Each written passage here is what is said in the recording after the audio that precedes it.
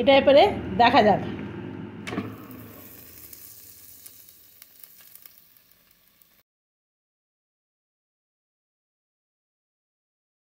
নমস্কার বন্ধুরা, আমার রান্নাঘরে আপনাদের সবাইকে স্বাগত। আজ আমার রান্নাঘরে বানানো হচ্ছে এয়ার ফ্রাইয়ে চিকেন তন্দুরি।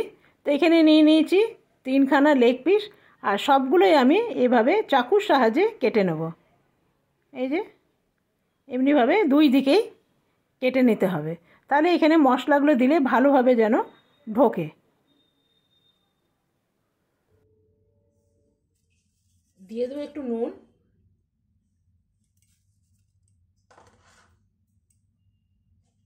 দিয়ে দেবো একটু হলুদ,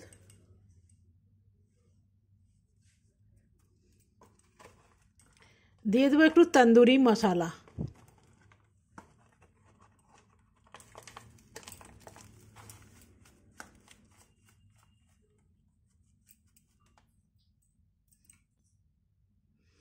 দিয়ে দেবো একটু পেঁয়াজ পেস্ট,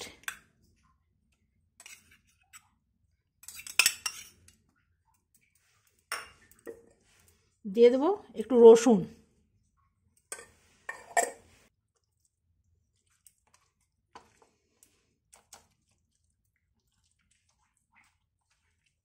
দিয়ে দেবো একটু কাশ্মীরি রেড চিলি,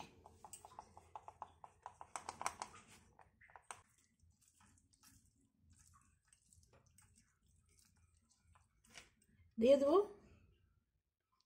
খুব সামান্য তেল।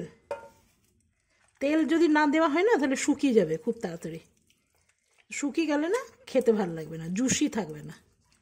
তেলের জায়গায় আপনারা বাটারও দিতে পারেন।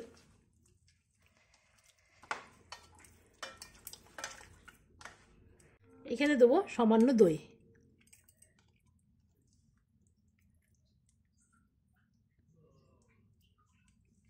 ব্যাস। এটা প্রায় আধা ঘন্টার জন্য আমি রেখে দেবো। আধা ঘন্টা পর চলুন আধা ঘন্টা পর ফিরে আসি। তো আমি আধা ঘন্টা পর ফিরে এসেছি। এটাতে একটু তেল ব্রাশ করে দিই, না তো না তেল না লাগালে না ধুতে আপনার অসুবিধা হবে, সেই জন্য ভালো করে তেল লাগিয়ে নেবেন। ওকে দিয়ে দিই, দুটোর বেশি হবে না, দুটোই দিতে হবে।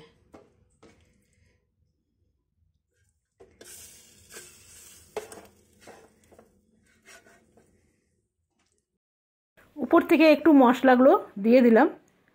তো চলুন, এটা আমার হয়ে গেছে। এবারে এটা নিয়ে যাব। এটা পরে দিয়ে দিলাম 160 ডিগ্রিতে 15 মিনিটের জন্য দিলাম। দিয়ে আমি একটু উল্টে নেব। এই যে এখানে সব মেনু দেওয়াই আছে।